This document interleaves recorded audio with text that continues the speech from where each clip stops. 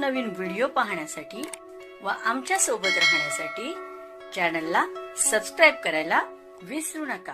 तर बघा काय बातमी आहे, मार्च पेड इन एप्रिल 2026 वेतनकर्ता आताची मोठी आनंदाची अपडेट समोर येत आहे। ती म्हणजे मार्च पेड इन एप्रिल 2026 वेतनकरिता अनुदान वितरण करण्यासंदर्भात शालेय शिक्षण व क्रीडा विभागामार्फत शासन निर्णय निर्गमित करण्यात आलेला आहे। यानुसार खाली नमूद लेखाशीर्ष निहाय अनुदानाचे वितरण करण्यात आले आहे।